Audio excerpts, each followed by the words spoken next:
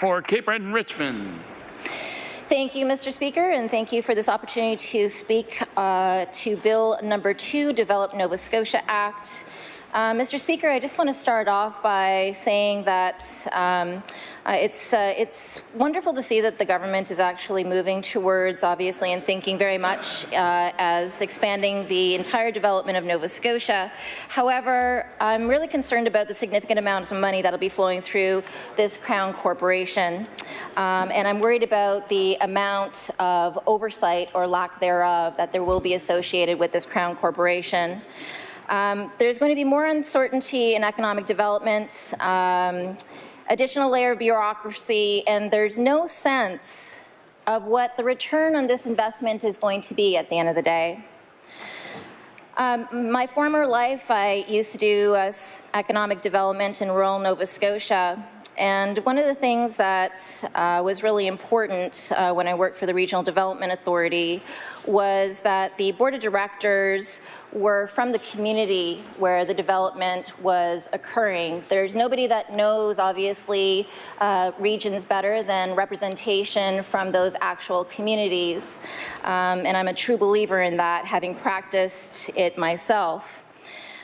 There's a concern for me with the way that the Crown Corporation is going to have a board of directors that supposedly is supposed to represent the regional areas within the province, but there's nothing in this bill that speaks particularly about what areas and the percentages that will be represented. So, for example, Mr. Speaker, there's nothing in this bill that actually specifically says that Cape Breton Island, which is obviously where portion for which I represent, which is Cape Breton-Richmond, that Cape Breton Island is going to be directly represented in this new developed Nova Scotia. So, Mr. Speaker, I guess the overall theme here for me is that there's a bit of a worry about trust and transparency yet again. This Liberal government has proven again and again that it cannot, I'm going to say, Mr. Speaker, cannot be trusted to ensure transparency. And I don't say that lightly, Mr. Speaker. The word trust is something that we should all take, close to our hearts. It's a word that seems to have lost meaning over the years for some reason when it comes to government and to politics. And Mr. Speaker, I think that it's important that we put that at the forefront again and that we have as much transparency in government as possible. This government now wants to spend millions of dollars to expand a Crown Corporation and give it new powers. And since most of its operations would involve the private sector, most of its activity will again be hidden from the public. This is not, Mr. Speaker, what I see as a move towards more transparency and more trust. So I know that, of course, anything within government is you're capable to do a FOI pop on it, but that is meaningless, Mr. Speaker, under this government and in the only province in Canada where the FOI pop commissioner is not an independent officer of the legislature, and where the government can simply tell the commissioner no when she requires access to information, Mr. Speaker. To be perfectly frank, Mr. Speaker, I find it rather shameful. The minister can impact the composition and decision of the board, which again, Mr. Speaker, does not speak to trust and transparency. When we look at appointed boards across the province, and that the minister can have basically such an impact on the composition of who can sit on a board, I would rather not see that the decisions that are made in especially rural Nova Scotia, but across Nova Scotia as a whole, is skewed to political party partisanship. So, what could possibly go wrong when I say all of that? Well, I think a lot could go wrong, Mr. Speaker. As far as regional representation under this bill, there's no legislative guarantee, as I said before, that Develop Nova Scotia, its board will reflect the regional makeup of Nova Scotia. as a whole. We're a very large province, Mr. Speaker. For some, see us very tiny, but we all have, obviously, our specific challenges across this province, and it's really important that we all have an opportunity to have representation around the table when decisions are being made, not for us, but I would hope by us.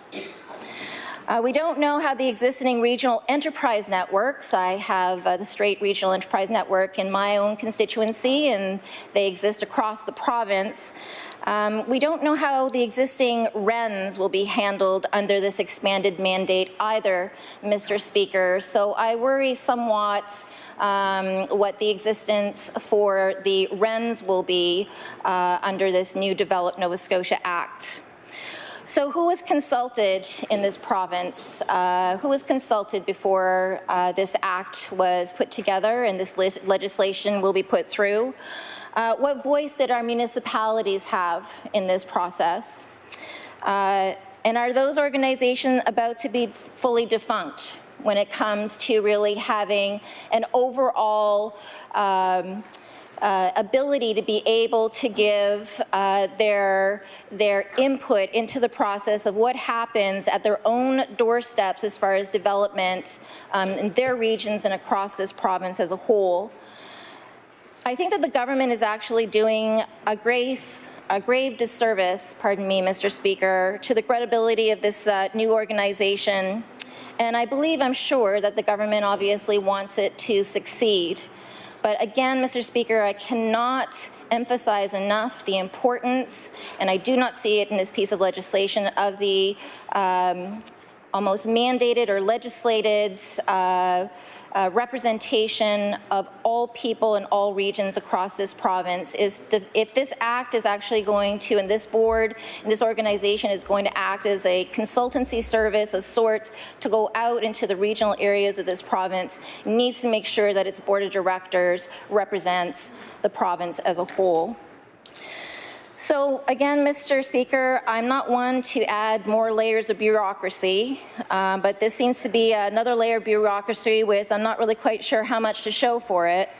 Liberals don't have, seems, a plan for connecting underserved areas with the internet beyond the initial money from the still somewhat vague offshore windfall.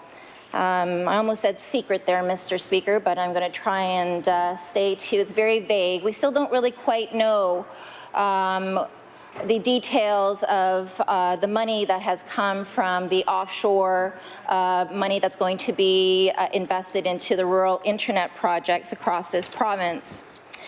So adding new staff and new board members, but, you know, having admitted that private sector is going to be doing most of the work, Mr. Speaker, I'm not really quite sure how effective this organization, this new Crown Corporation rather, is going to be. We don't have a business plan regarding this Crown Corporation, so I'm not certain, and I don't think anybody is quite certain what the new Crown Corporation is actually going to entail. It has no plan. I've seen no plan for it coming across my desk. Strategic economic development as a whole is extremely important in Canada, in the province of Nova Scotia as a whole. It's been a buzzword: economic development, community economic development, strategic economic development. This is not a new concept. It's been around for a really long time. I mean, when I worked in economic development, specifically with the RDAs, and doing entrepreneurship training before that with the Centre for Entrepreneurship, I mean, economic development has been discussed for decades. And again, not to make this all negative, it's really good when one sees that there is some movement, obviously, to try and enhance economic development in our province. But I'm not really quite certain, Mr. Speaker, how this new Crown Corporation exactly intends on doing that, since there's no strategic plan and no business plan that's been put forward. Rural internet and economic development obviously go hand in hand. I'm sure many in the House will remember that in the last session in the spring that I have spoken quite extensively regarding the importance of the lack of internet specifically in my constituency in rural Cape Breton Islands, lack of cell phone service. These are really important, obviously, infrastructure investments to make across the province, but especially in the rural countryside, so that people in rural Nova Scotia can feel that they are connected to the rest of the world, and that economic development can thrive in rural Nova Scotia as well as urban Nova Scotia. There are places in Nova Scotia, and of course I represent one, that we don't have obviously reliable landline or cell service. It seems incredible in 2018 that we still have this issue in anywhere in North America, anywhere in Canada, but that in my constituency specifically, that we still don't have reliable service to be able to call out for the most basic of services, which is of course 911. It's a sad state of affairs, Mr. Speaker. So what exactly is the mandate for for this government with regard to this act? And will there be an annual report tabled in the House to outline their plan and then give report progress and spending? Or is it again just going to be an issue where we're going to be in this House again at the end of another year or two and asking for obviously transparency and an understanding of where the money is flowing when it's going through this Crown Corporation? So, Mr. Speaker, I have just a few more words, I guess, and in summary, I don't want to sound cynical. Again, it's my way to always try to work positively with everyone in this House. And I understand, obviously, that there's movement here in trying to provide Nova Scotians and the different regions within it with rural broadband service, internet broadband service rather. It's really important, obviously, that we all get connected. It's important as well, Mr. Speaker, not that we're only connected with internet, but that we're also connected, and it's the most basic service nowadays, with cellular coverage. And I know that the Honourable Minister understands the difficulties that we have in rural Nova Scotia, as I've spoken to him about it on several occasions. I don't want to be cynical.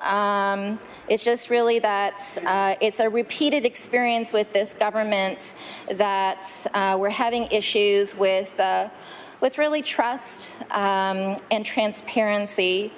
And I guess it's in summary, Mr. Speaker, this has become, or I'm hoping that this doesn't become another situation where government is just saying, just trust us on this, without really giving us all the facts and all the information that we need to make a very important decision. And all decisions that are made in this House on legislation and on bills that pass affect Nova Scotians every single day. And I think that's something that we don't talk about enough, Mr. Speaker. That when we say yes to a bill and it passes in this House and then it goes through royal assent, it affects Nova Scotians across this province. And it's really important, Mr. Speaker, that we have all the information that we need prior to be able to say yes or no on a bill that passes on our desks. And that with, Mr. Speaker, I thank you very much for the time to be able to say these few words on Develop Nova Scotia Act Bill number 2.